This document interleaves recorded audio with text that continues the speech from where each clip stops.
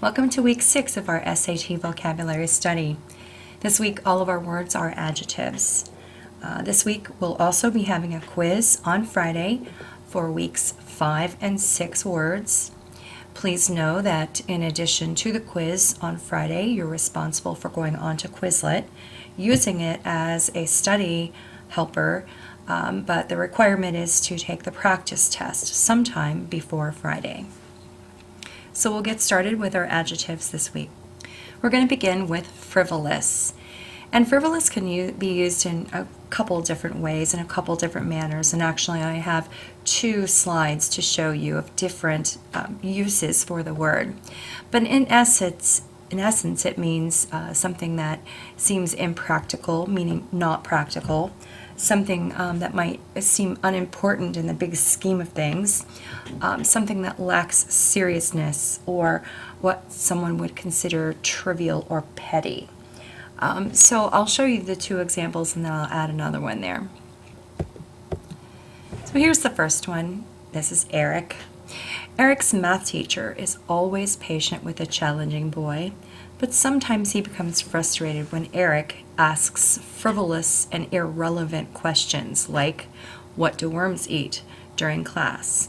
And I know that somewhere along the line when you've gone to school, this has happened in a classroom where you're going to be studying something and the teacher's on a roll and the students are on a roll and you're talking about one subject and suddenly a hand goes up and someone completely asks an off-task and irrelevant question. So at the time, it's frivolous. It seems unimportant. It sort of lacks seriousness to the whole context of what you're discussing. Another way that this word can be used is often when people purchase things that seem a bit impractical. This, if you haven't figured it out, it's hard to figure it out, is a purse. Yes, it's a purse. Doris married a millionaire, so she didn't think it was at all frivolous when she bought a handbag that cost $4,900. And yes, I found this on a website, and yes, in fact, this purse costs $4,900. And so it would be considered to be a very frivolous purchase to most of us, if not all of us. Another way that you often hear frivolous is in the terms of frivolous lawsuits, when people sue people for unnecessary or impractical or what seems like unimportant reasons.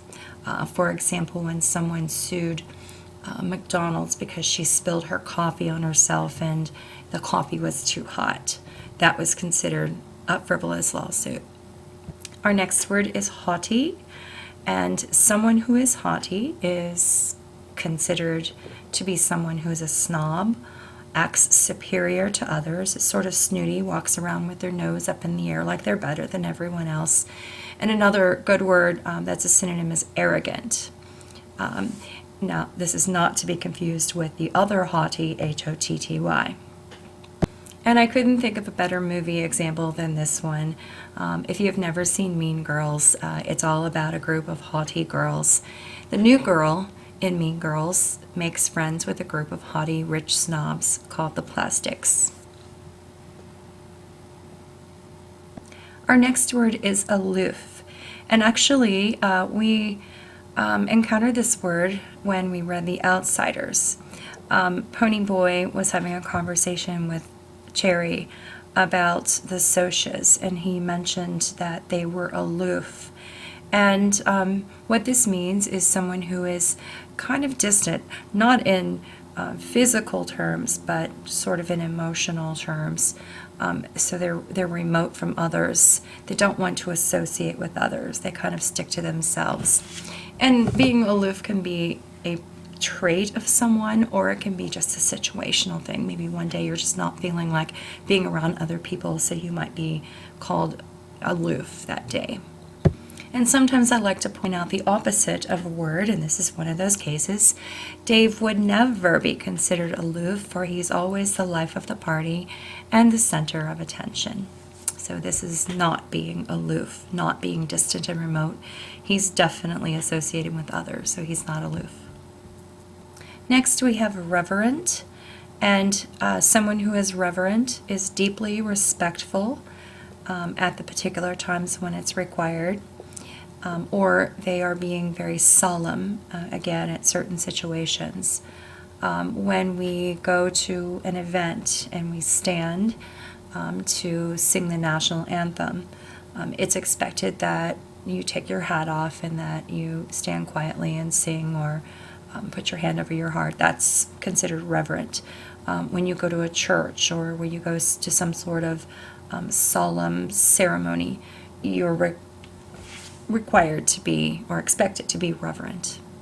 Here's a picture of Queen Elizabeth.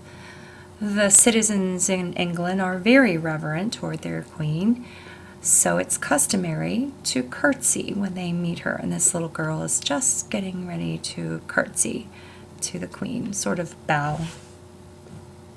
And our final word this week is nebulous. And something that is nebulous is indistinct, hazy, vague, kind of hard to understand, not clear. And I'm not talking about if it's a hazy, foggy day, it's nebulous outside. Usually this has to do with instructions or something that's said or written or communicated.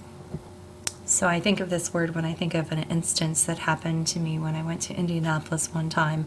The directions the hotel gave me were nebulous, to say the least, and as a result, I got lost in downtown Indianapolis late at night, and it was not fun.